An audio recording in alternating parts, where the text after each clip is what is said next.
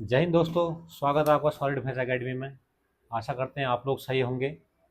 तो मैं फिर से उन सभी बच्चों को, जिन बच्चों का आज 30 अप्रैल से पेपर होने वाले हैं, उन सभी को फिर से शुभकामनाएं देता हूं।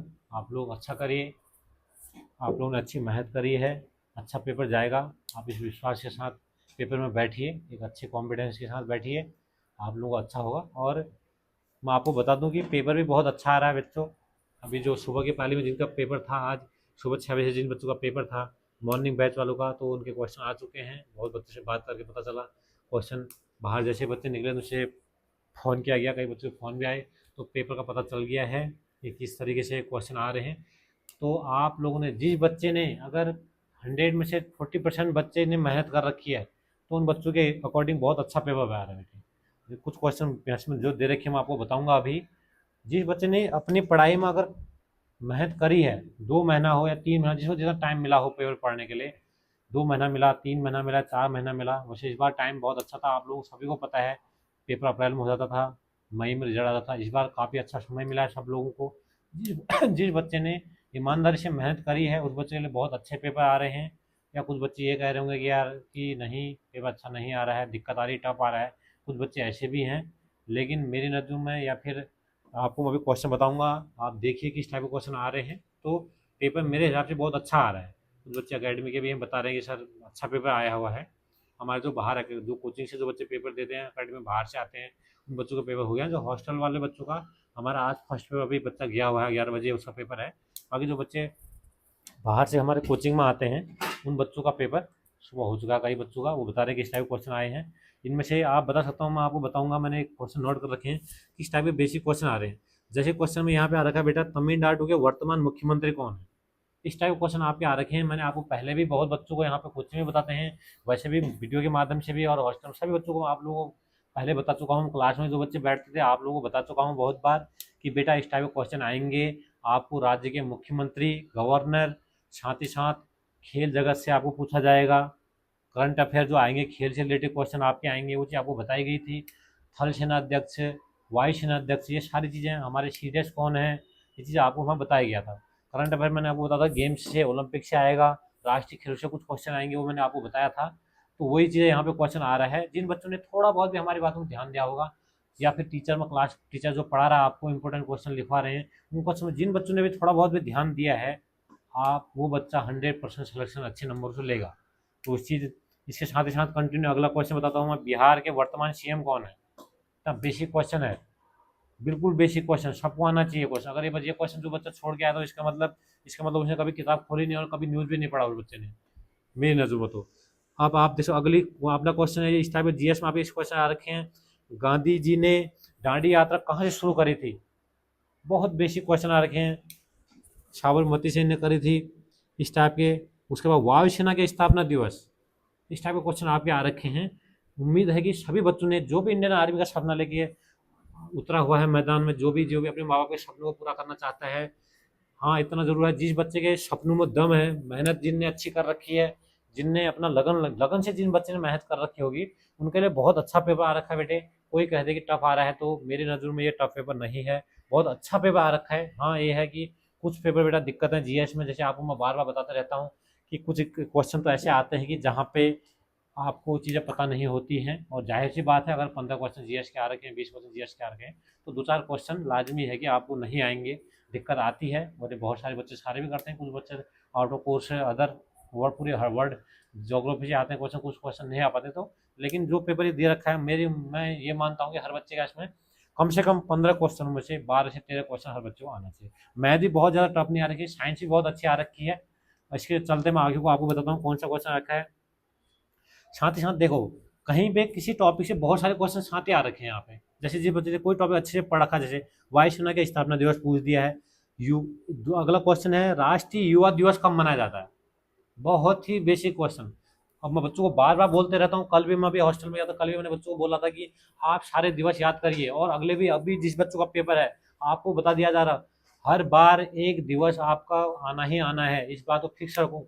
कोई भी एग्जाम होगा आपका अग्निवीर में, एक एग्जाम में बहुत रेयर के कम ऐसा केस रहता है जहाँ पे आपका दिवस ना पूछा जाए, वरना आप सभी को पता है कि आपका एक दिवस आना ही आना है, इसलिए सारे दिवसों को आप लोग एक बार पढ़ के जाइए, इससे ज़रूर क्वेश्चन बनेगा। एक खेल से आपका एक मेडल, अर्जुन अवार्ड किसने दिए, और कौन सा पुरस्कार हमारे देश में सबसे पहले चला, और कौन सा पुरस्कार सबसे बड़ा पुरस्कार होता है, ये सारे, जैसे शौर्य चक्र के बारे में सबसे पहले किसको मिला था, तो इस सारे की डिटेल आप लोग पहले से पढ़िए। इस टाइप के क्वेश्चन आते हैं, आपको बार बार बताया जाता है, फिर भी आप लोग लापरवाही करते हो। ये लापरवाही बिल्कुल ना करें। आप लोग इस एग्जाम को देख के बता, फर्स्ट एग्जाम देख के आप लोग बता सकते हो। दूसरा है वायुसेना का वायुसेना का आदर्श वाक्य। वायुसेना से इतने क्वेश्चन बने हुए हैं कि आप लोग अगर थोड़ा बहुत मेहनत कर सकते हो आराम से। यहाँ पे अगला क्वेश्चन, संविधान में राज्य सूची, राज्य का वर्णन कौन सी अनुसूची में करा है, अनुसूची पूछ रखा है, ये भी आप कर सकते हो।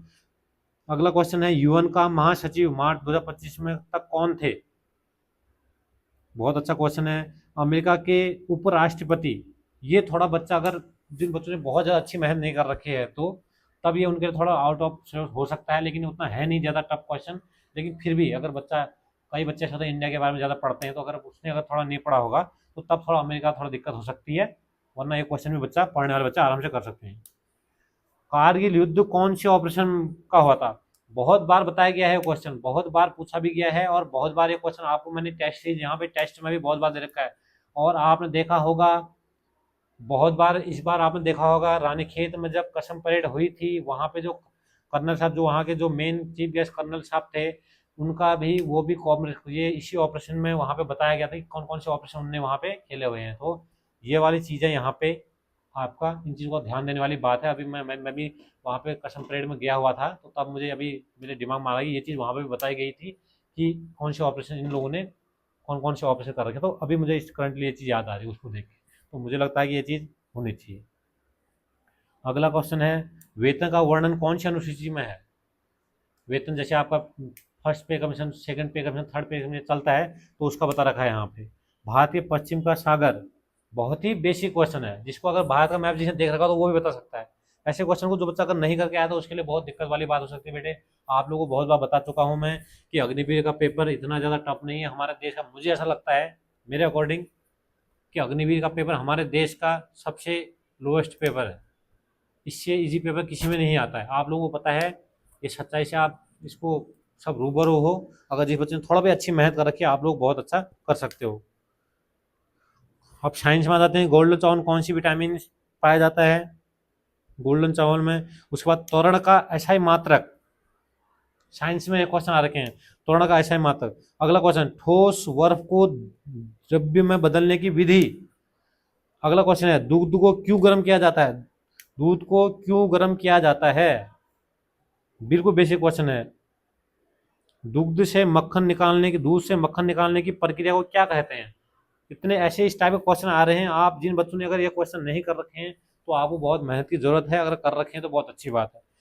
बीज के अंकुरित होने की क्या, बीज को अंकुरित होने का क्या बोला जाता है, बहुत बेसिक, अंकुरण बोला जाता है। नॉर्मल से क्वेश्चन है ये, तो वो बच्चे देखो, आर्मी तैयारी करने वाले बच्चों, प्रैक्टिकली चीज, आप पेपर में बैठे हो तो आप प्रैक्टिकल तरीके से सोचो बेटा, वहां पे आप जब बैठो ना, तो इस क्वेश्चन आ रहे, जरूरी नहीं इसको आपको इनका राइट आंसर पता होगा या फिर आपने पढ़ा हो। कभी भी ये टाइप जो अग्निवीर जो क्वेश्चन आ रहे हैं आपके, आप नॉर्मल प्रैक्टिकली होके भी चीजों को सोच सकते हो बेटे।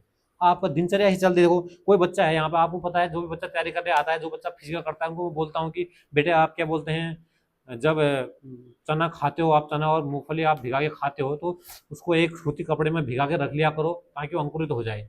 तो वही विधि बता रखी है, बेसिक क्वेश्चन, आज में अगर थोड़ा बहुत भी प्रैक्टिस हो जाएगा तो कर सकता है।